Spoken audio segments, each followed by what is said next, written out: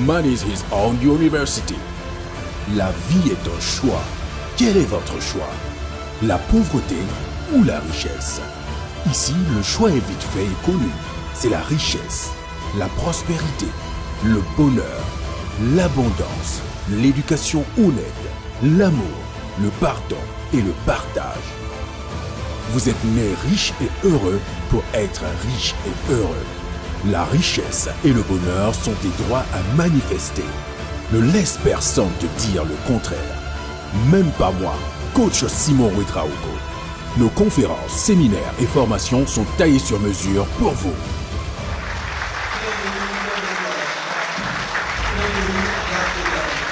Mesdames et messieurs, bonjour.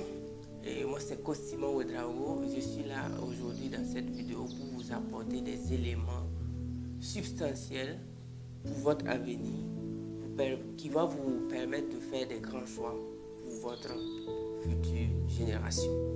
Donc, toujours dans le cadre de l'éducation, parce que Mandela a dit « Education is the most powerful weapon with which we can change the world ». L'éducation est l'arme la plus puissante avec laquelle on peut changer le monde. Qu'est-ce qui m'a changé et qu'est-ce qui va te changer? Parce que nous sommes des êtres vivants, nous sommes des humains. Dès lors que tu es un être humain, dis-toi que ce qui a marché pour l'autre être humain peut marcher pour moi, puisque nous avons la même constitution biologique et physiologique. Donc il ne faut pas regarder quelqu'un qui brille, quelqu'un qui a réussi, et croire qu'en faisant comme lui, tu ne seras pas comme lui. Non, ça c'est des pensées qu'il faut éliminer. Donc dans cette vidéo, moi je vais vous montrer comment je vous ai dit que lorsque tu sais bien lire et écrire, l'école, lorsque ce n'est pas une école qui t'apprend à devenir milliardaire, lorsque ce n'est pas une école qui t'apprend à faire des choses pratiques, en tout cas, tu es en train de te moquer de ta venue au monde. Le fait même que tu es venu au monde, là, tu es en train de te moquer de ça. C'est dès lors que tu sais bien lire et écrire, tu peux devenir la personne que tu rêves d'être. C'est pourquoi aujourd'hui, je vous apporte une preuve. Vous voyez, ça c'est Success Magazine. La Success Magazine, et je remercie Steve Marino, un grand monsieur, un développeur personnel, que j'ai rencontré lors de mes tirages de cours. Je vous ai dit que j'aimais tirer les cours, puisque je ne croyais pas à l'enseignement général qu'on m'enseignait. Puisque ceux qui ont soutenu sont devenus pauvres. Celui qui est en train de me parler a du mal à démarrer sa moto après la fin du cours. Il vient souvent lundi en voiture, mardi il vient en moto. Souvent il prend une semaine, mais on dit pourquoi il dit qu'il fait économie, alors qu'il est professeur d'économie. Un professeur d'économie qui économise. Et combien même d'enseignants en économie nous avons ici, en Afrique, qui ont du mal à faire fonctionner un business. Si nous allons dénombrer, compter le nombre de professeurs d'économie qui sont pauvres ici en Afrique, mais ils sont nombreux. Mais c'est ce qu'on appelle le paradoxe, un véritable paradoxe. Comment un professeur d'économie peut galérer? Bon, allez-y fouiller dans vos universités, vous allez rencontrer assez de professeurs d'université qui galèrent, de professeurs d'économie. Donc ici, j'ai rencontré ce monsieur qui m'a donné ce magazine paru en 2008, mais que j'ai lu en 2012, qui a changé radicalement ma vie. Et j'ai quitté l'école l'année même qui a suivi. Parce qu'en 2014, je n'ai rien fait à l'école. Parce que quand j'ai fini de lire les livres, c'était un électrochoc. Mais ce que je vais vous montrer ici, c'est quoi? Lorsque tu sais bien lire et écrire, tu dois lire les livres en anglais. Apprends plus de 2 langues, lis les livres en anglais, suis les séminaires, voyage, poursuis ton objectif. Que ce soit architecture, ingénierie. Bon, les 2 domaines que je ne veux pas trop dire qu'il ne faut pas que tu bosses dessus, c'est la médecine et puis le droit. Là aussi, il faut aller dans un vrai grand pays où tu payes beaucoup d'argent pour apprendre la médecine. Sinon, à la fin de tes études, tu es docteur, mais personne ne veut te confier son chien qu'il a payé à 500 000. Parce que moi, je connais des chiens de 500 000, de 400 000, ça te coûte cher. Mais quand tu finis tes études en médecine, on ne veut même pas te confier. Il y a des gens même qui ne veulent pas que tu touches les enfants parce qu'on a peur de toi. C'est pourquoi je vais vous inviter, si vous voulez faire ces longues études comme médecine et puis droit, là, il faut s'assurer qu'à la sortie, tu ne seras pas pauvre.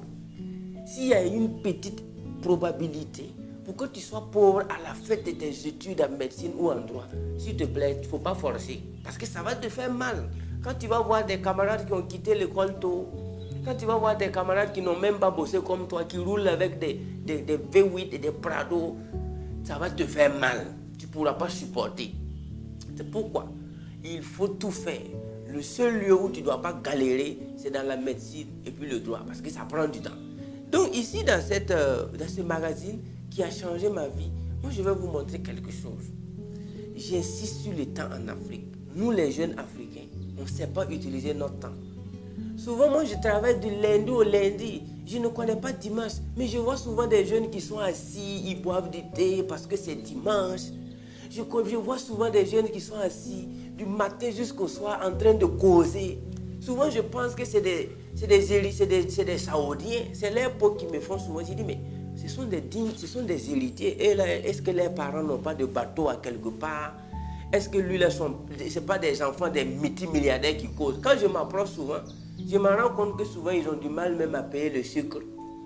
Ils n'arrivent même pas à payer le charbon pour cuire le thé. Mais pour moi, je ne peux pas comprendre que quelqu'un qui soit né dans une famille pauvre s'amuse aussi avec son temps. En tout cas, moi, je n'ai jamais fait ça. Donc, à la page 16 de ce livre-là, je vais vous dire, à la page 16, voilà, c'est une étude qu'on a menée aux États-Unis sur des enfants de 8 à 17 ans. Entre 8 à 17 ans, on a voulu savoir how from gender may influence motivation behind leadership. Donc, quand ils ont fait les études sur les enfants de 8 à 17 ans, écoutez un peu. Help people, dans le domaine d'aider les gens.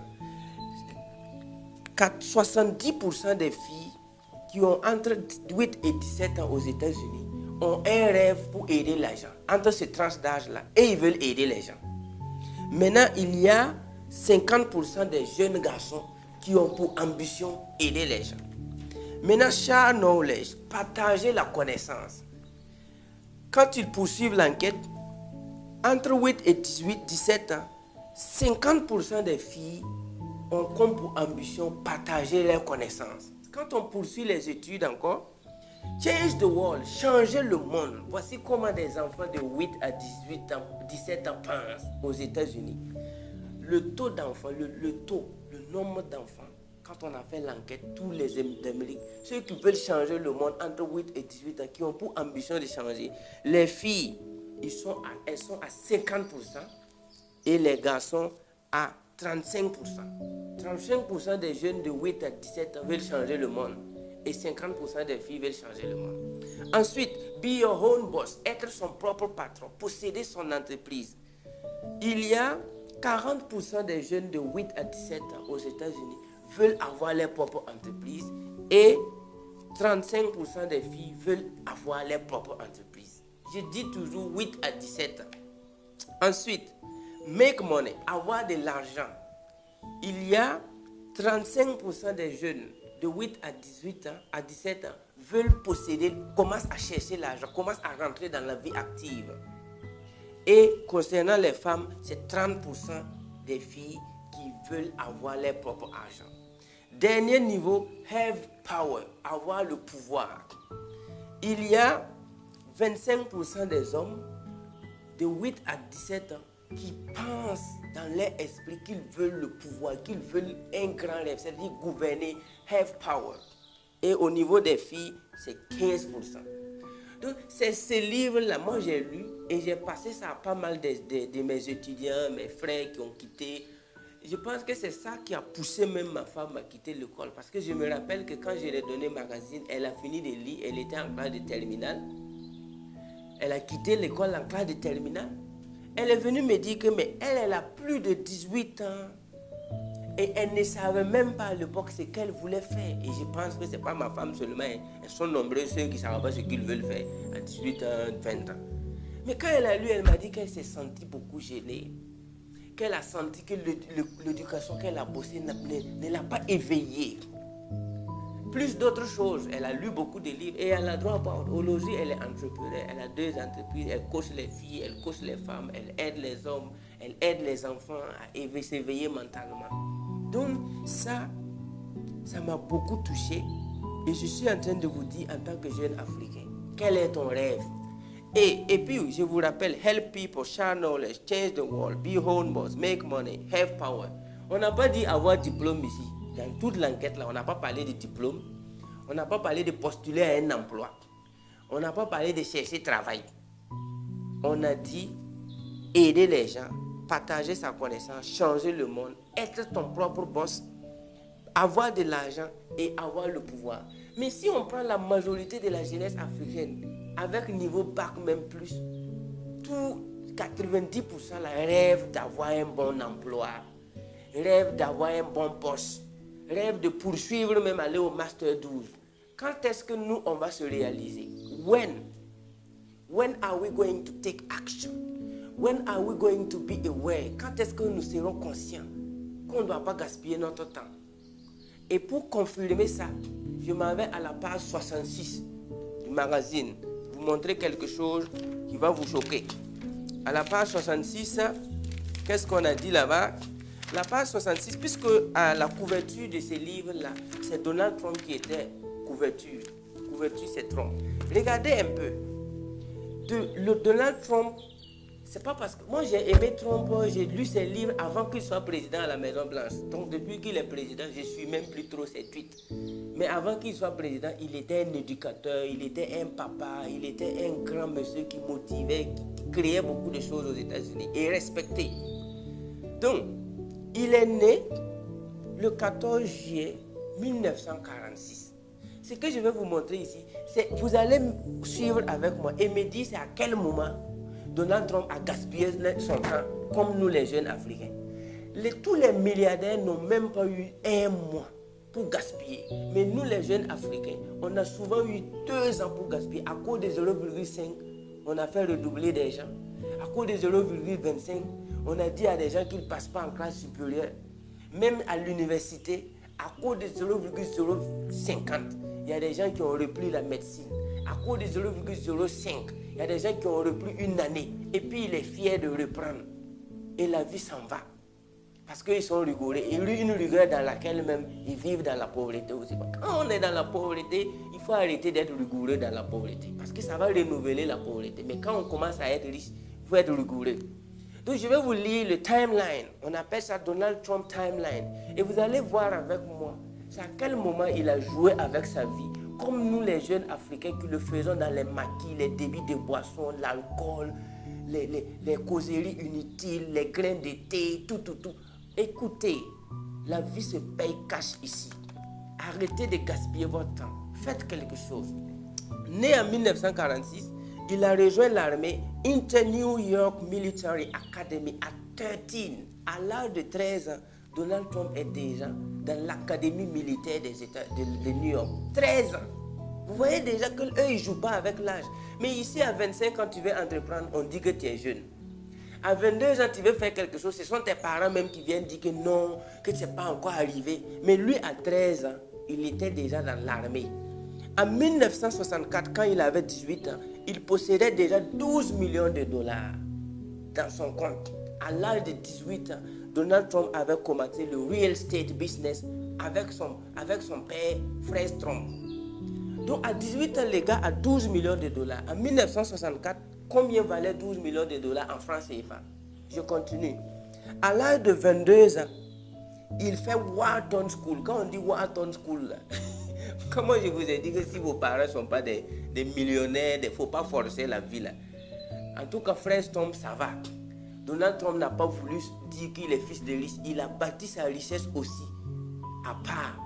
Voilà, vous n'allez pas me dire que c'est parce qu'il est enfant de Fred. Non. Mais à 22 ans, Donald Trump a fait Finance School, University of Pennsylvania, où il a fait Bachelor Degree in Economy. Vous allez me dire, voilà, on t'a attrapé. Tu as dit qu'il avait Bachelor en économie. Tu as dit que l'école, là, mais il avait 12 millions de dollars dans son compte. Toi qui fais licence, là, tu as combien de millions dans ton compte? C'est 12 millions qu'il a pour lui là-haut. Et il a l'argent, il sait que son avenir ne sera pas cramé. C'est à cause de ça il a fait Bachelor en Economic and Finance. 22 ans. À l'âge de 28 ans, Donald Trump est devenu président de Trump Organization. Écoutez bien, une très très grande conglomérat, qu'il a 28 ans, il est capable de diriger. Mais si je fais pause, je reviens à la jeunesse africaine. Qu'est-ce que nous on fait à 28 ans? C'est les parents encore qui doivent se dépendre de nous. On doit mendier les parents. C'est le gouvernement qu'on insulte. C'est le gouvernement qu'on accuse à 28 ans. Mais lui, il est devenu président de Trump Organization à l'âge de 28 ans où il a rénové and opened 1,400 room Grand Yacht Hotel in 1980. Et il dirigeait un hôtel de 1400 chambres à l'âge de 28 ans. Et si vous tapez sur Google, vous allez voir que Trump Organization, ce n'est pas du n'importe quoi. Mais toi et moi, à l'âge de 28 ans, en Afrique ici, nous on fait quoi même? Généralement, on ne fait rien. On est toujours dans les grains d'été, comme si la vie, là, c'est nous on a créé. Comme s'il y a une banque qui produit le temps. Comme si à la maison, nous on a une machine qui fabrique le temps. Ensuite, à l'âge de 33 ans, Donald Trump construit un complexe de 200 millions de dollars. À l'âge de 33 ans, 200 millions de dollars. À 33 ans, tu pilotes un projet de 200 millions de dollars. À l'âge de 33 ans. La question que je te pose encore, à l'âge de 33 ans ici en Afrique, on trouve encore même que tu es encore jeune pour entreprendre. Que tu as encore le temps. Si tu dis que tu as 33 ans en Afrique en tant que jeune, tu n'es pas marié, tu n'as pas emploi, on te dit que tu peux toujours postuler et que le gouvernement a mis le stop loss ou bien c'est le take profit là. À l'âge de 39, je ne sais même pas c'est à quel âge, puisque je n'ai jamais fait concours, je ne sais pas l'âge limite même c'est quand. Le gars il dit que c'est à 35 ans ou bien c'est à combien l'âge limite et puis il pense que c'est on l'aime. Si l'âge limite pour passer concours était à 20 ans, là, nous les jeunes africains on allait devenir millionnaires. Mais on tire ça jusqu'à 35 ans, toi tu passes et puis tu penses que tu as encore le temps. Tu veux devenir riche quand? When do you want to take your life? When do you want to be the captain of your soul? Quand est-ce que tu veux être le capitaine de ton âme? Quand? Ensuite, à 33 ans, 200 millions de dollars. À l'âge de 36 ans, le gars, il a des Taj Mahal, il a les Marina Hotel Casino, et à 41 ans, il écrit son best-seller, The Art of Deal. Oh, j'avais ça. Voilà. J'ai payé ça. Parce que j'ai lu ce livre en 2018.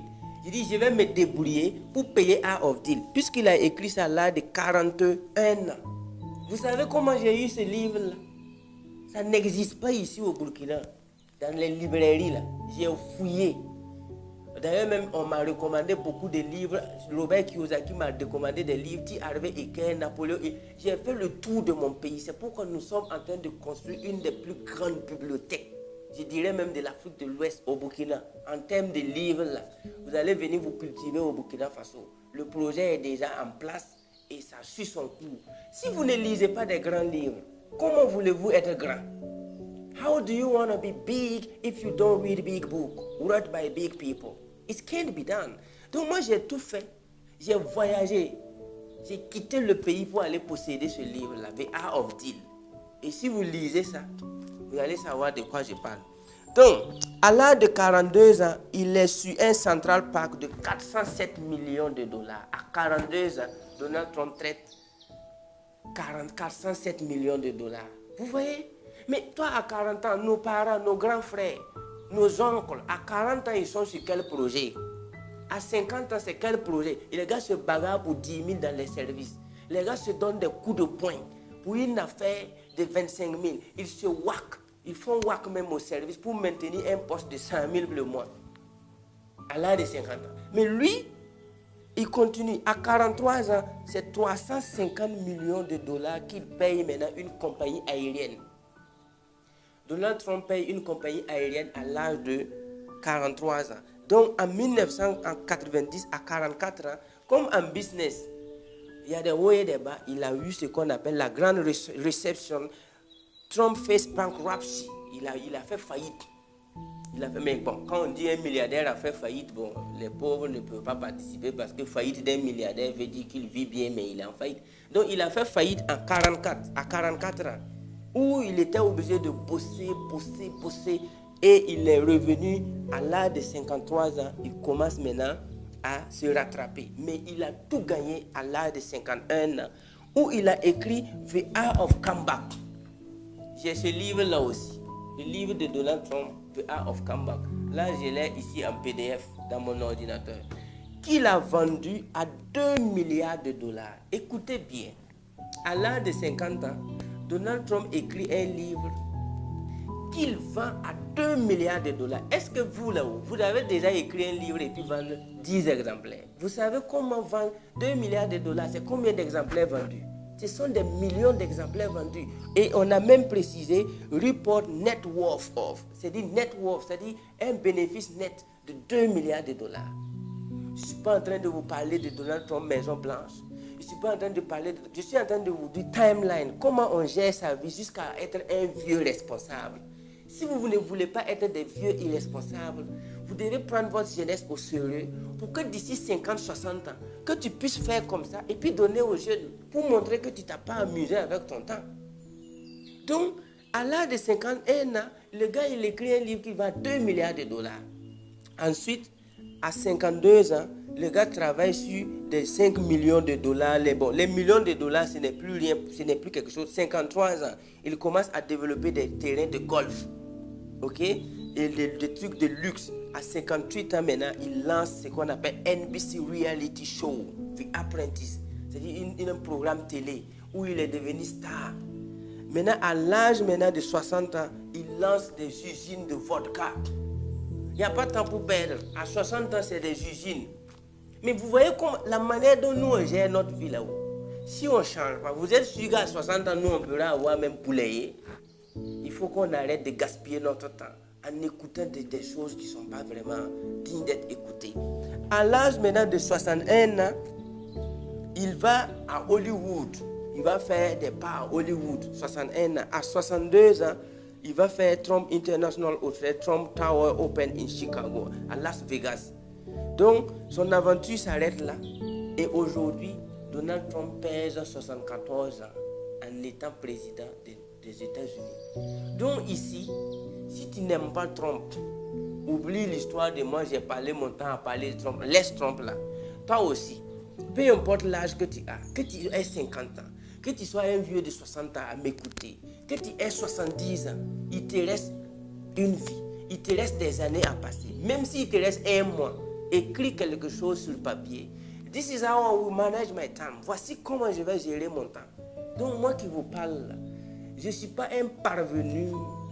Je ne suis pas quelqu'un qui s'est érigé seulement du jour au lendemain pour parler à la jeunesse africaine, pour dire aux jeunes là, voilà, l'école n'est pas bonne. Non, non, non, non, ce n'est pas des vues. Moi, je ne suis pas là pour me faire des likes ma vidéo, abonnez-vous à ma page. Non. Si ça ne te plaît pas, tu ne t'abonnes pas. Je ne suis pas là pour vous dire, ah, dans ma page, j'ai fait 10 000 vues. C'est vrai, moi, j'arrive à faire 5 000 vues. En moins de 2 jours, j'ai fait 5 000 vues. Mais je suppose que ces vues-là vont vous éduquer. Je me dis que les vues que vous avez vues là, ça va te faire changer de tête. Sinon, si c'était des vues que moi je voulais seulement, je pouvais me lever et puis faire des petits trucs là et puis bon, je publie tous les jours. Non, ce n'est pas quelqu'un qui s'est levé du jour au lendemain pour dire que le système que nous on a là, c'est un faux système. Non, j'ai été dans le système. Mes camarades sont décédés. Quand je dis décédés ici, ce n'est pas qu'ils sont morts physiquement. Mais combien de gens ont fait le bac avec moi? Aujourd'hui, ils sont toujours chez leurs parents. Vous pensez que ça me plaît? Ça ne me plaît pas. J'aurais voulu qu'ensemble, on soit en train d'inspirer la jeunesse africaine. Mais comme eux, ils ont cru au système, aujourd'hui, chacun est là. Il n'y a pas un bon boulot. Ça pavane dans la rue, ça fait des commentaires sur Facebook. J'ai vu pas mal de camarades aussi qui ont commencé à me critiquer sur Facebook parce qu'on a fait l'école ensemble. En fait, moi je ne mentionne pas tout ça. Je dois avancer, je dois inspirer. I have to show the way to my little brothers. Je dois montrer la route à mes petits frères. Je n'ai pas le temps pour répondre aux injures. Because I'm focused. I know where I'm going. Je sais où je vais. Ça, c'est quelque chose que j'ai lu en 2012. Je peux vous réciter les livres que j'ai lus en 2010. Depuis 2010, je n'ai plus jamais arrêté d'apprendre, de lire, de voyager. Donc écoutez, je ne suis pas en train de vous dire d'aimer le coach Simon. Je ne suis pas en train de vous dire que vous êtes obligé de venir à mes séminaires. Je suis en train de vous dire de prendre votre avenir en main. Et la dernière information, dans ce même livre, il y avait ce CD-là, où les participants étaient Maxwell, John C. Maxwell, Jack Canfield, Charlie Tremados Jones et Napoleon Hill.